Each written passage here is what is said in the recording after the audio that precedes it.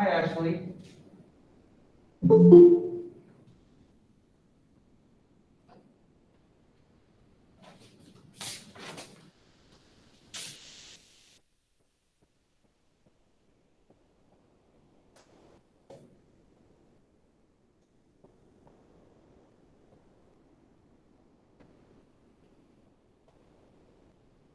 This is what I hope to talk about in the next hour. I hope to get through it. I think I will.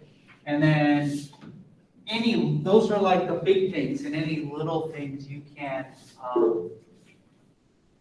any little things left over, you can just read on yourself or on your own, and it's posted in the the videos. So I'm going to talk about how what thyroid hormones do and how they're made. Then I'm going to talk about the adrenal gland, which is like a bunch of shit in there. And then the pancreas is relatively simple. So let's do thyroid hormones first. So your thyroid gland's up in your neck. Oh, wow, just keep remembering these things.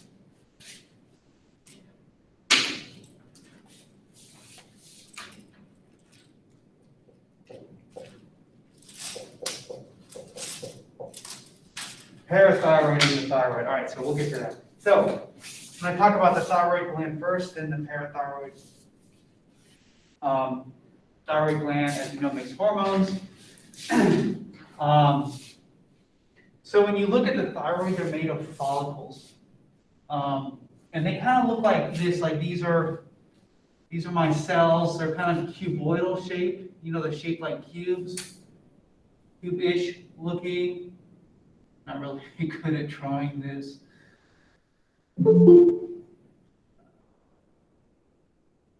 There's my cells. I'm going to put little nucleuses in them. I always draw the nucleus because when you look at a slide, that's what stains, right? And so we don't actually look at cells. We sometimes just look at the nucleus of a cell, and then we try to, we say, oh, that's where the cells are. But you notice they're kind of like in a ring shape. And so that's like a follicle, right? So there's thyroid follicles, and so that's when you look at it pretty close. Right, and then there's some cells that are close, and so there's some cells that are forming that ring, and then there's other cells that are further away. Right, so the cells that make up this ring we call follicular cells because they're part of the follicle.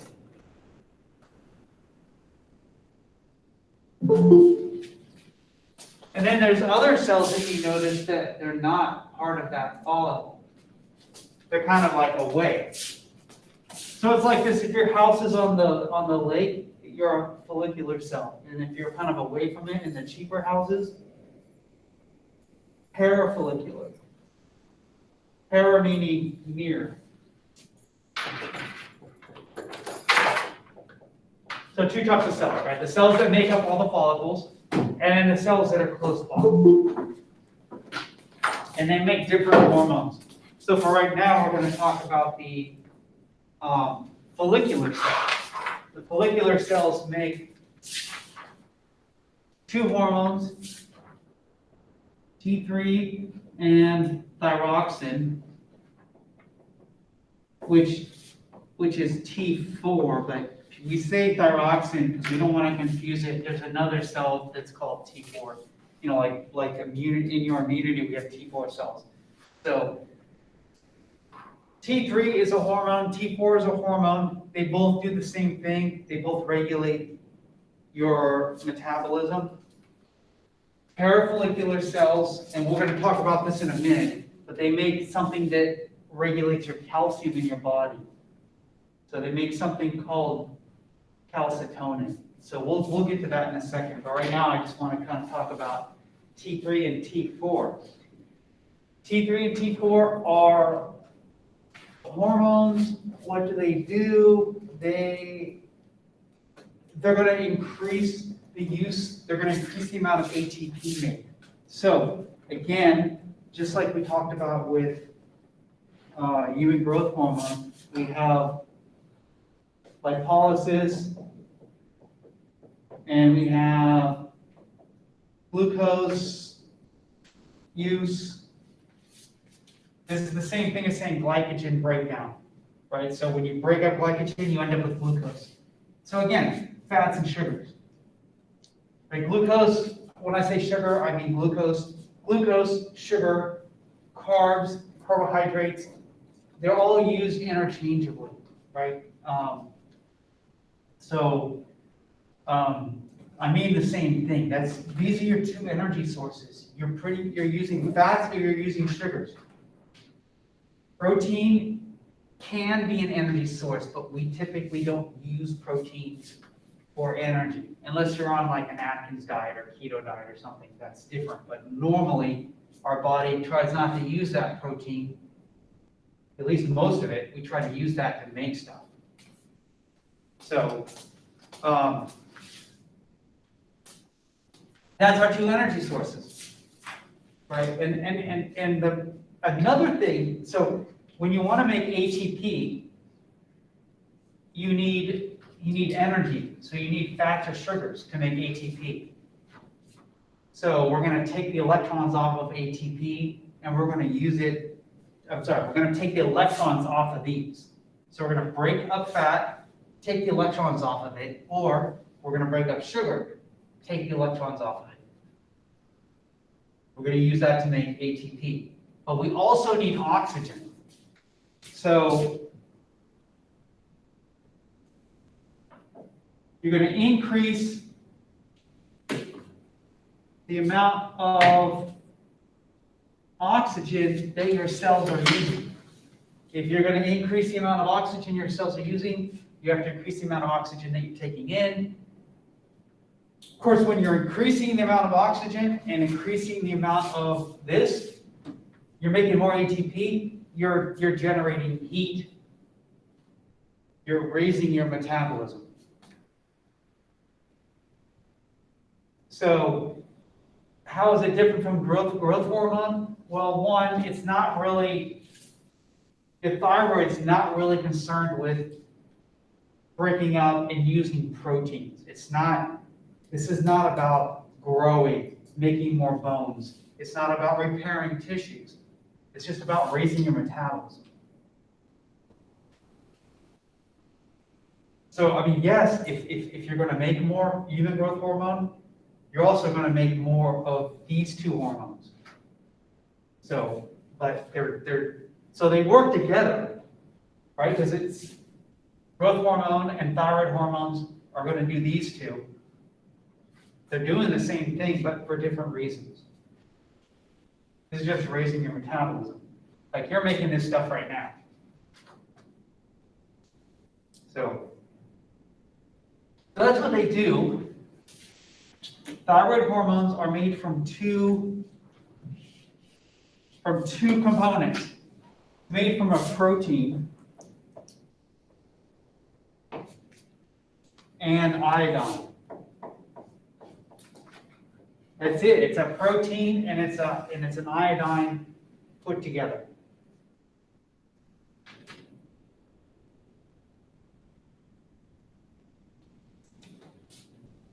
So that's the ingredients. So let's talk about how these are made. So there's how the book says it, and I'm following the book. I'm just breaking it down into some simpler steps. So here's your follicle. In the middle of the follicle, we call this a colloid.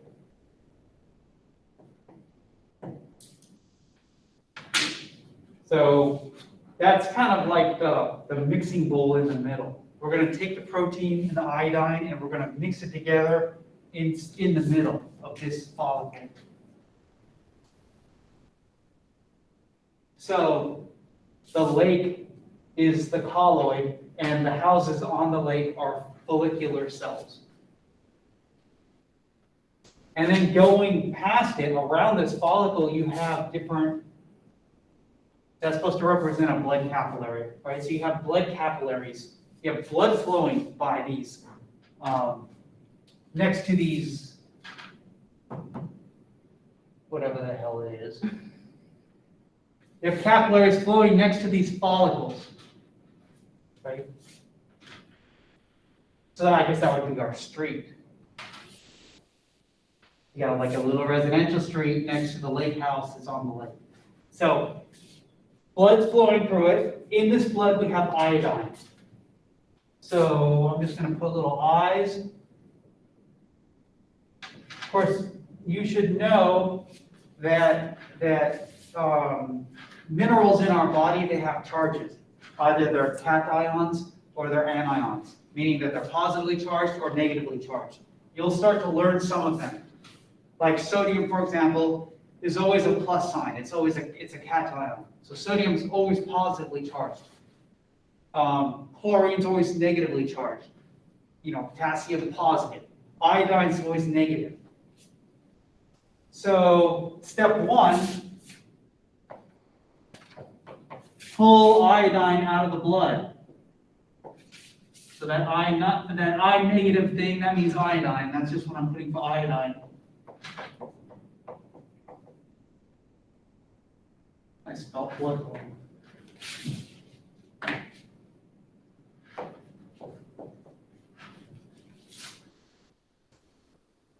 And I forgot to, the follicular cells are pulling iodine out of the blood. That's what I want to say. We call it iodine trapping or iodide trapping. The follicular cells are pulling the iodine out of the blood. Pretty much the only part of your body that needs iodine. You only use about a couple teaspoons of iodine in your whole life. So anyway, these cells have the receptors that take in iodine. These follicular cells are taking iodine out of the blood. It's got a negative. We have to make it unionized, deionized. We have to deionize the iodine, meaning we have to take the negative off of it.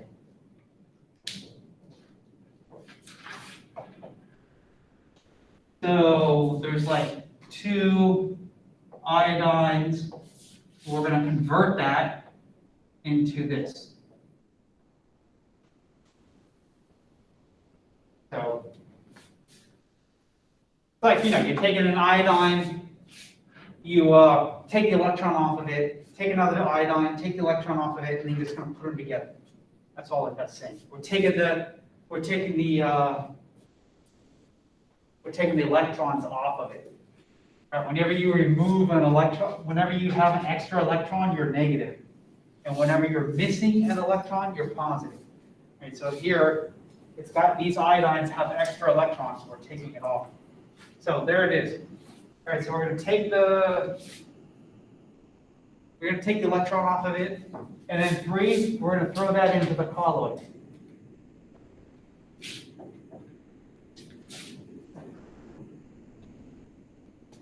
There you go. So take it from the blood, rip the electrons off, throw it into the mixing bowl. That's it. That's 1, 2, and 3.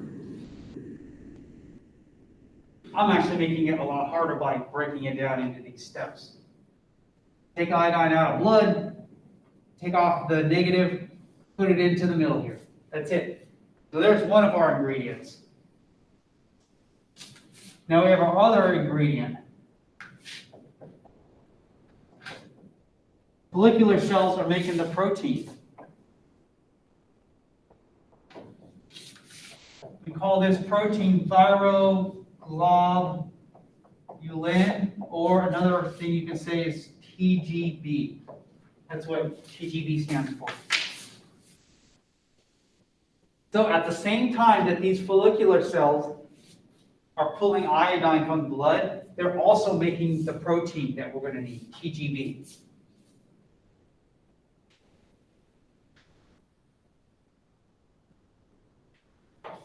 Step 5. put the TGB into the colloid.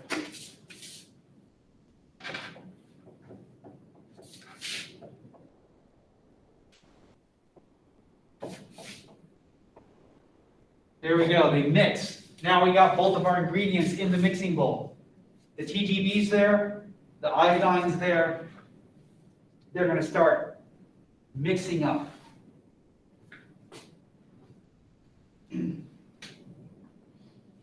So far, not too bad. Take iodine out of the blood, throw it in the colloid. Make TGB, throw it in the colloid. There you go, that's it. The TGB and the iodine are going to mix together, and they're going to make these molecules called T1 and T2.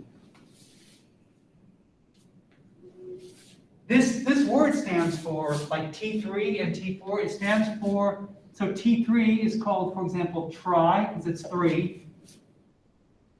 And you don't have to memorize this, I'm just iodopyronin. It means 3 iodines attached to this certain amino acid.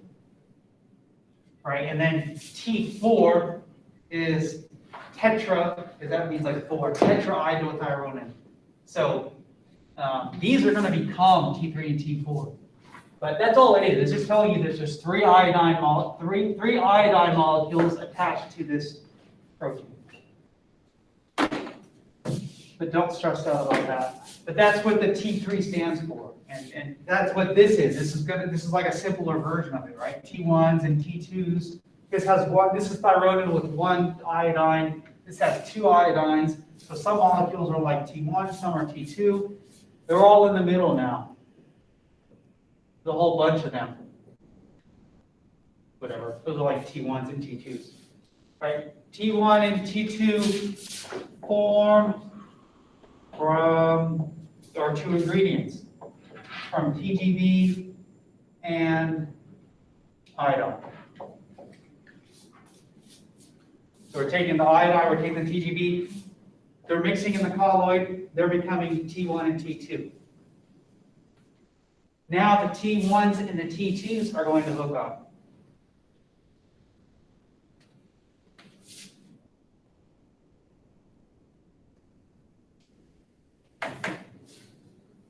So T1 hooks up with T2, that makes a T3. T2 hooks up with another T2, you end up with a T4. They don't care, it's a rave. I'm talking about ecstasy all night. And so you end up with T3 and T4. The T1s and T2s hook up, now it's T3, T4. That's our finished product. That's what's here. And so now we have our finished product. We have these follicular cells are going to take the finished product, the T3, T4, and they're going to put it into the blood. So T3 and T4 are put in blood. Now I'm going to confuse you. I'm going to make it confusing. So T3 and T4 are lipid soluble. They're not water soluble. So blood is made from like water. These hormones are lipid soluble, and so they can't just go in the blood. They have to go on top of a protein, another protein, a transport protein. So they have to ride on the back of a transport protein. We call that transport protein, to make it really confusing for you, TBG, pyroxine binding globulin. You could just call it TBG.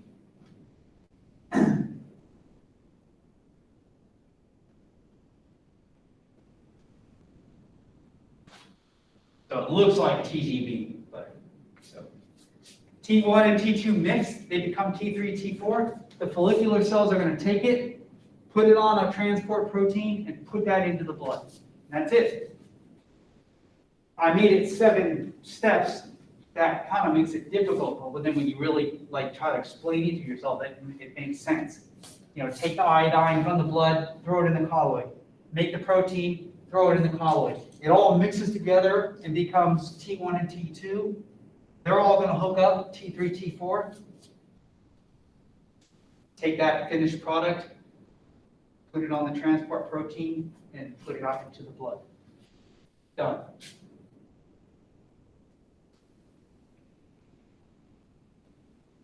A lot of people have low thyroid hormone, and so a couple of questions would be like, well, why? What is it? It used to be because of iodine. These follicular cells don't have enough iodine.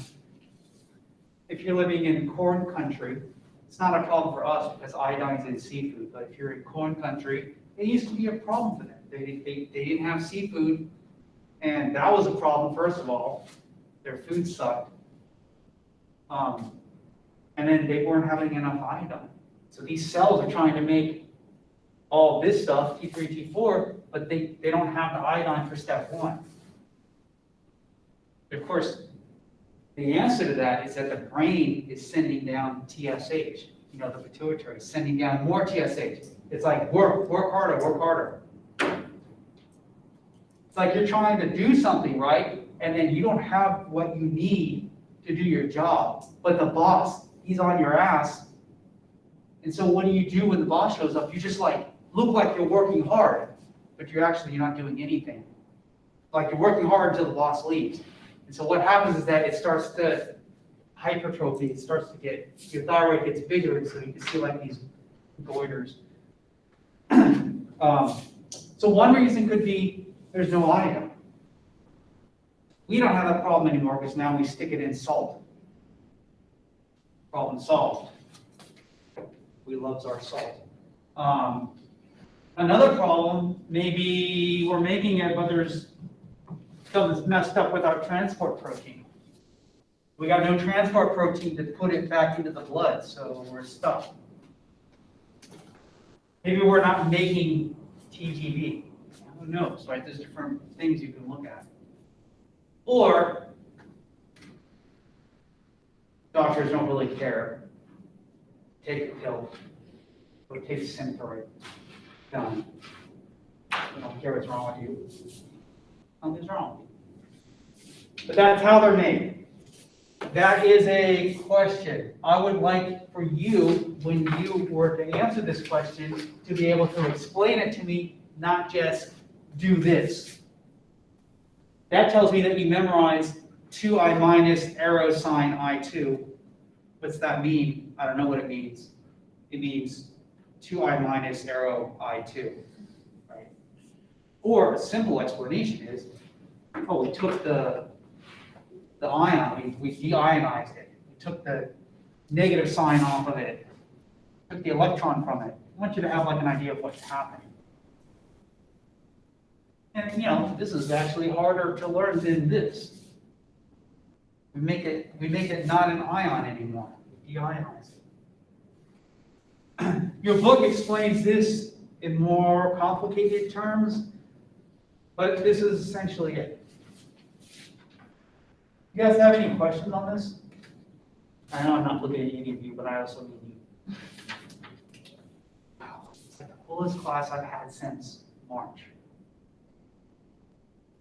I'm not even used to looking at you. I just keep.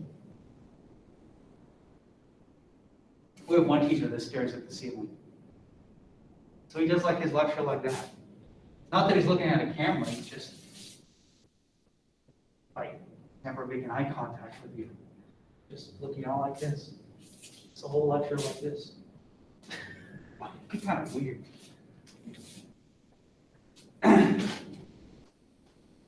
I wear sunglasses. At least you don't know. All right, that's it. That's thyroid. That is the thyroid hormone. That's the T3 and T4 part of it, or T3 and thyroxine, right? T4 is also called thyroxine. Let me erase this. I know what I have to get to.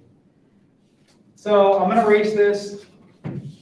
Please do learn it. I might have a video just on that. I can't remember. So that is the follicular cells. So now we got this other thing going on. We have to talk about calcium.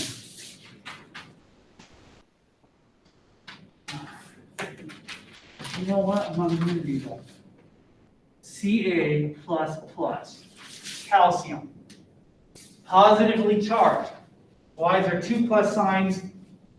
Someone stole an extra electron. They're missing 2. But it's positively charged. So the other thing that the thyroid deals with is calcium. The parafollicular cells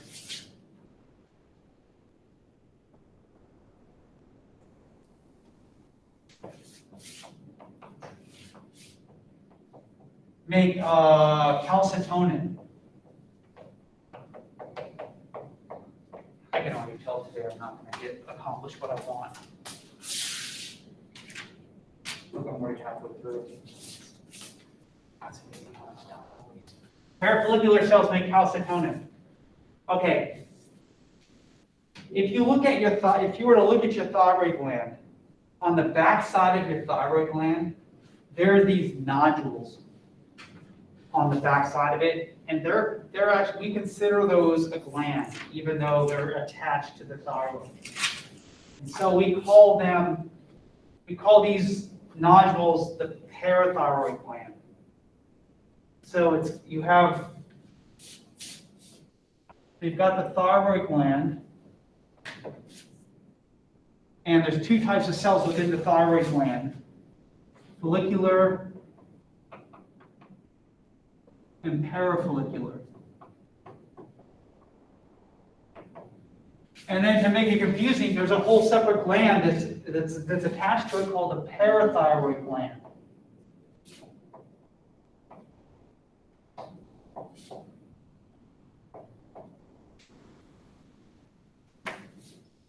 And those cells of the parathyroid gland, there's just one type of cell, we call it chief. Chief cell, or there's some other names, I think oxyphil, whatever, chief cell.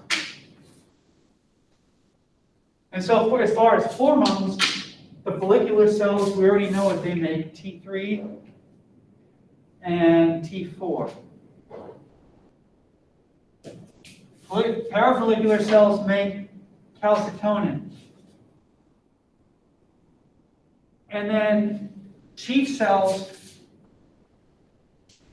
make a hormone called parathyroid hormone. So there's like there's 2 para words, which make it kind of confusing.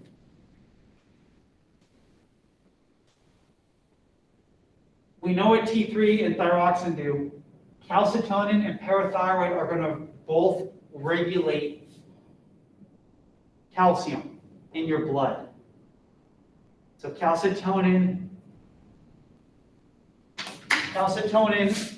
raises blood calcium.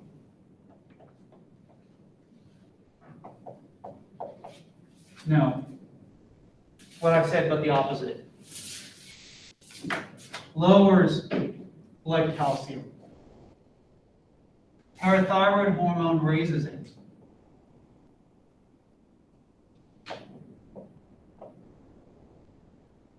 Glad I have a recording of all my mistakes. Yeah. So calcitonin lowers the calcium that's in your blood. Parathyroid hormone raises the calcium that's in your blood. Because calcium in your blood is very important. Most of the calcium in your body, 99%, is in your bones and your teeth. So in your bones, right? Calcium makes bone, so it's in your bones. There's about 1% of the calcium that's in your blood, and that calcium that's in your blood is very important. We need it for like muscle contraction and nerves firing, and most important, more important than any of that stuff, your heart. We need calcium to make our heart beat. So the 1% of calcium that's in our blood is way more important than the calcium that's in our bones. So if you don't have calcium in your blood, your body's going to go get calcium. It's going to go mine it out of your bones. It's going to go dig it out of your bone. So if you're not going to eat calcium, your body will get it. It's going to start drilling into your bone. I don't know if you remember the bone cells, but osteoblast, that's what osteoblasts do. They go in. Now I'm second guessing, or is it osteoclast? Osteoclast. Glad I didn't write it. That's what osteoclasts do. They go in and they take calcium out of your bone. And so that's what parathyroid does. It stimulates osteoclasts. So parathyroid hormone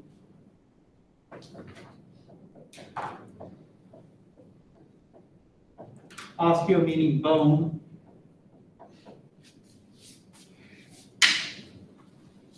And you can say conversely, calcitonin inhibits osteoclasts.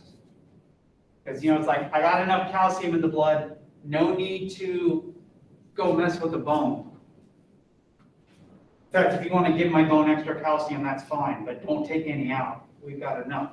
That's calcitonin. If there's not enough, parathyroid hormone. And so, if your body keeps going into your bone and pulling calcium out, what's going to happen to your bone? It's going to get all brittle, osteoporosis. You're going to get pores in your bones. Spelled it wrong already. Osteo, bone, pore. You've got pores in your bone. Osis, sucks to be you. Sucks to be you. You got pores in your bones. They're going to break. So go eat some calcium. And it's also related to vitamin D, right? Vitamin D, calcium, think of them as being together. Right? So if you don't have a lot of vitamin D, then you're not going to absorb a lot of calcium. Same thing. You're going to activate PTH. We don't want this being made. All right. So I have to finish that and just leave it there.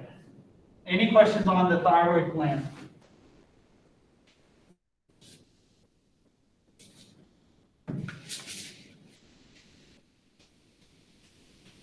All right, I'm not going to get through the adrenal gland, but I'm going to start. I'm going to draw it. Adrenal gland sits on top of your kidneys. Looks something like that. We've got like this inner core part. So, a lot of glands are built, but have the same layout. I think of it as being like a Twinkie. So a Twinkie has a wrapper. So we're going to call that wrapper the capsule. It has a cake filling, or not a filling, but the cake part of it. We call that cortex. And then we have the creamy filling. We call that medulla. Other glands in your body have this same layout. For example, like lymph nodes, spleen, same type of thing, capsule, cortex, medulla. That's what the adrenal gland has. We don't care about the capsule. It doesn't do anything. It's just a capsule. But the cortex makes hormones, and so does the medulla. It makes hormones. Makes a few things. So this cortex, so our Twinkie's a little bit different. It's not just vanilla. There's like 3 layers to it. It's a 3-layered Twinkie. I'm going to draw my layers like this. So there's 3 layers to the cake. So the cortex has 3 zones. So we really got a total of 4 things. We've got this making a hormone, this middle layer making a hormone, this inner layer making a hormone, and the medulla makes a hormone. So we got 4 different things going on here.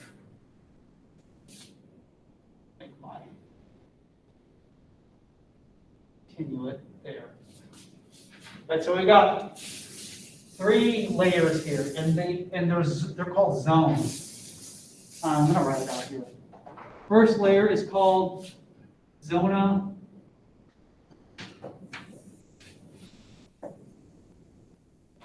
glomerulosa.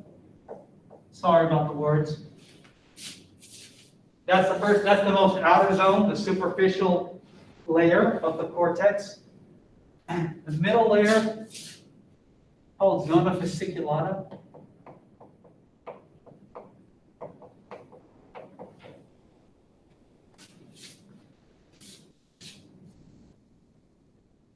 Starbucks' newest coffee drink, filled with steroids. Inner layer, reticularis, zona reticularis.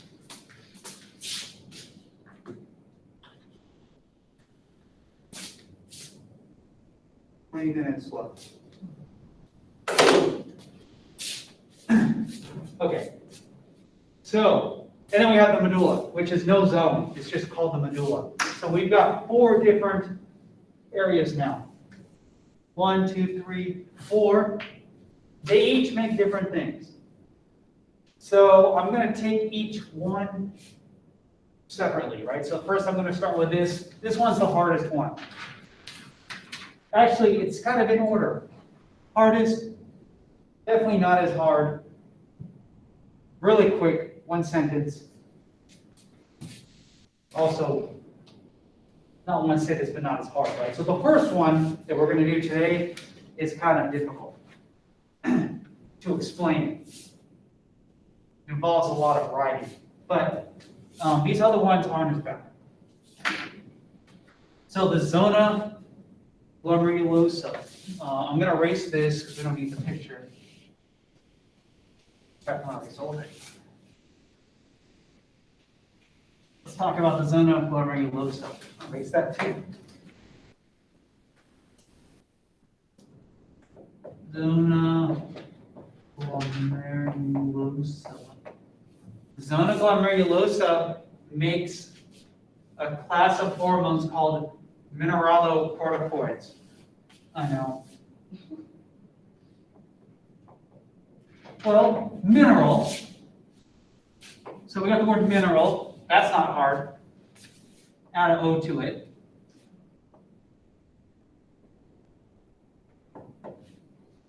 And then corticoid, which you're thinking something about steroids, you would be right. It's similar. It's like a cousin to steroids. And we're only going to talk about one type of mineralocorticoid, and it's called aldosterone. So the fact that it ends with O-N-E makes me think that it has something like to do with steroids. What aldosterone does is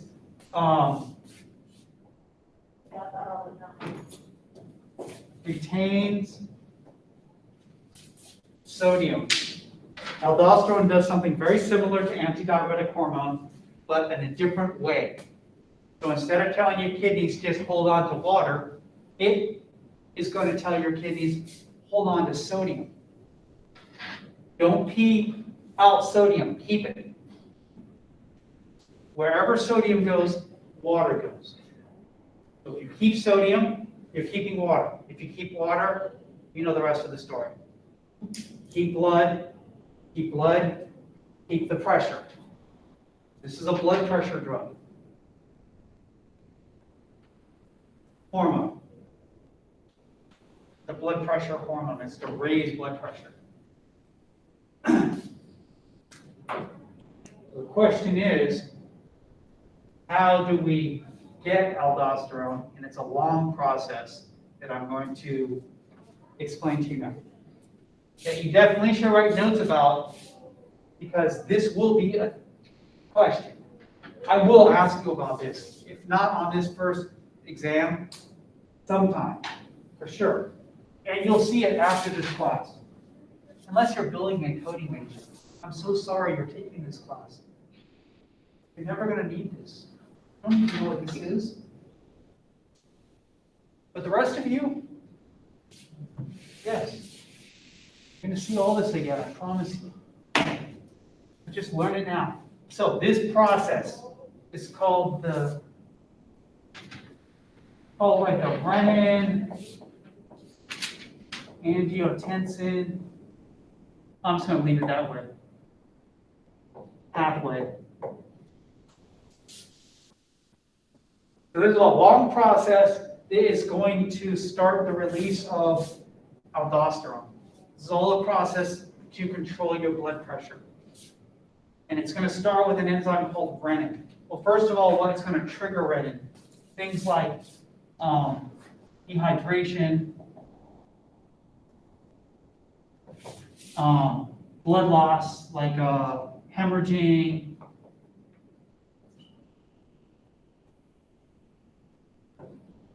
sodium loss, that's another one, which is called hyponatremia. So these types of things. If I lose sodium, I'm going to get dehydrated. So it's kind of the same thing. But so if I have low amounts of sodium, I'm going to be dehydrated. If I lose blood, that's going to make my blood pressure go down. So same idea as antidiuretic hormone, same trigger. So when this happens, I'm already activating antidiuretic hormone. But I'm also going to activate this. So these things activate renin. The enzyme called renin.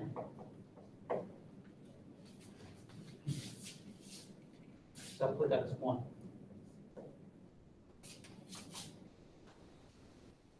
It's going to cause your kidneys to make renin. What does renin do, you're dying to know? I'm going to tell you. Slow down. We'll get there.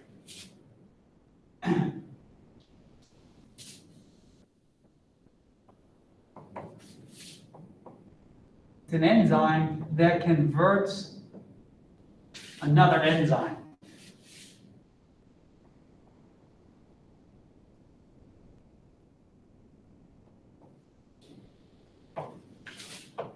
Long words. I know.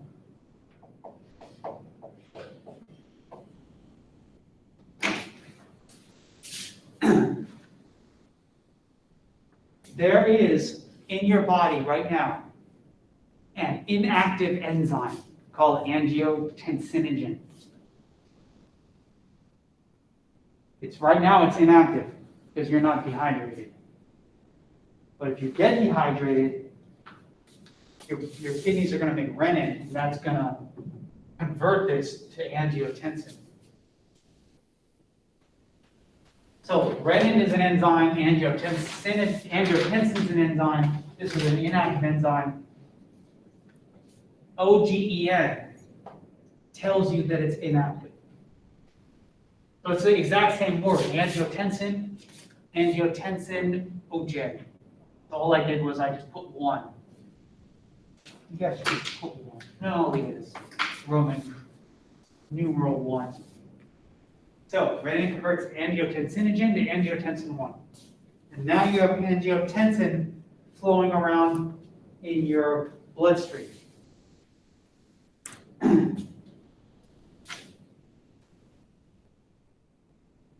So the angiotensin 1, which now I'm abbreviating,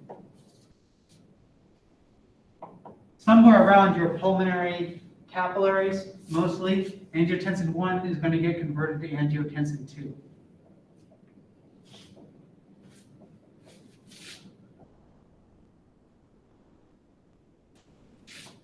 By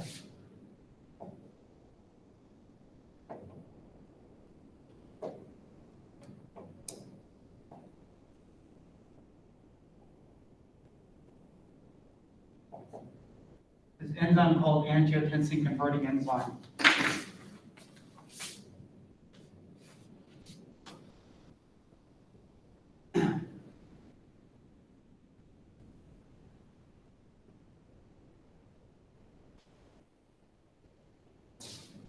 So the angiotensin 1's flowing through your blood around the pulmonary level capillaries. It gets converted to angiotensin 2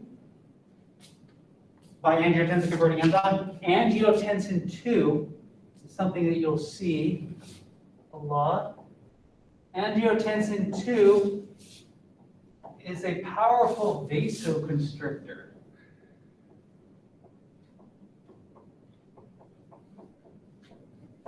Better than maybe antidiuretic hormone. So it's constricting your blood vessels. Does a great job at it.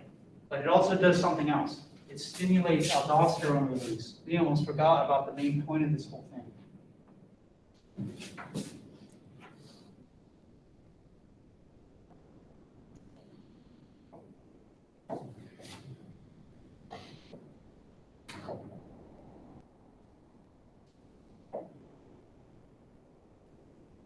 It stimulates the release of aldosterone that's hanging out in that cortex, the most outer layer of the cortex.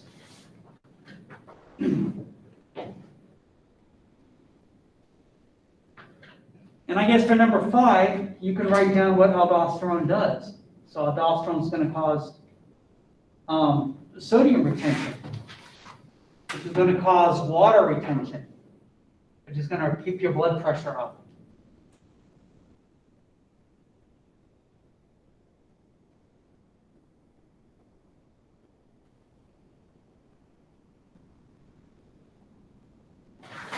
It's similar to what antidiuretic hormone does, because antidiuretic hormone, vasopressin, is a vasoconstrictor. So we're having vasoconstriction here, and it causes you to hold on to water, to not use it to make urine. That's what aldosterone does. It causes you to hold on to sodium, which makes you hold on to water. So same thing. This is also going to help with your blood pressure, keeping it elevated. So this is a compensatory mechanism. When you see people going into shock, like you could tell they're headed that way, this thing's going at full steam, and so is antidiuretic hormone.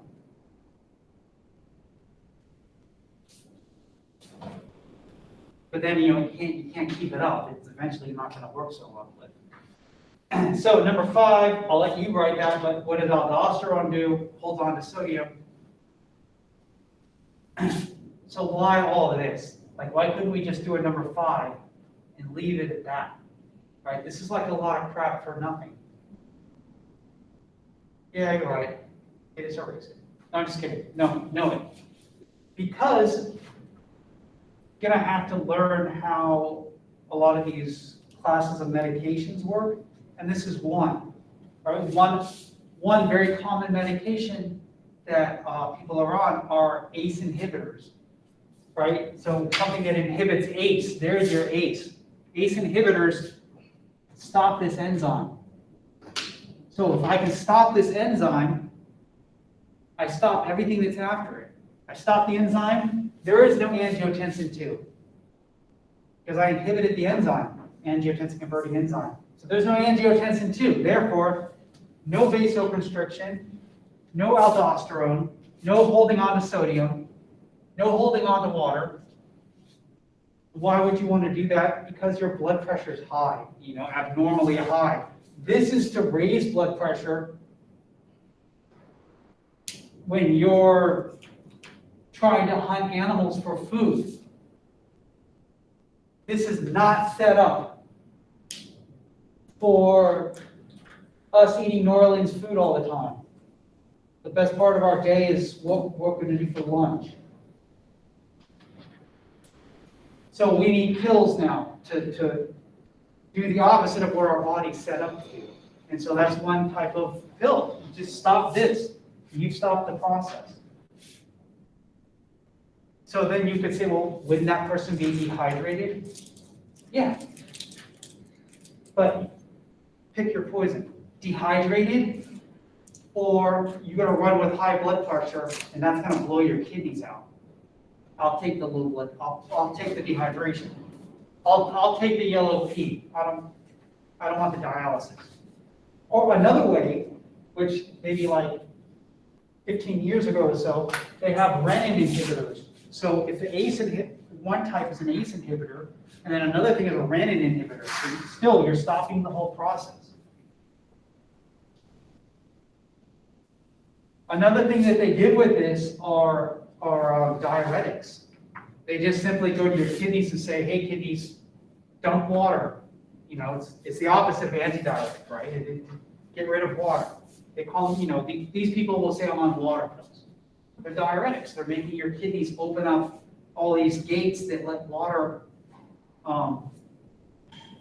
you know, you're adding water to urine. And you definitely want to stop this natural process because you have high blood pressure. So you're going to see that a lot because everyone's on it. The big things that you're going to run into if you work in a medical setting are screwed up hearts. This is all part of it. So screwed up heart, congestive heart failure, hypertension, all that. And your other big moneymaker, diabetes, type 2 diabetes, Louisiana state disease. And what's the third part of the trinity? Strokes, which is kind of related to blood pressure. That's your big moneymakers. Not somebody's broken arm in the ER. That's a money loser. You want to get rich people that have been eating wrong, and you got to give them pills to fix it.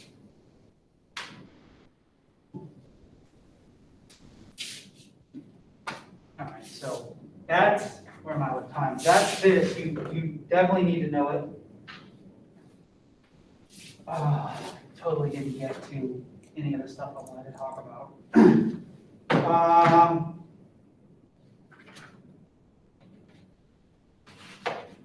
Please, say we're Wednesday. Know this by Monday.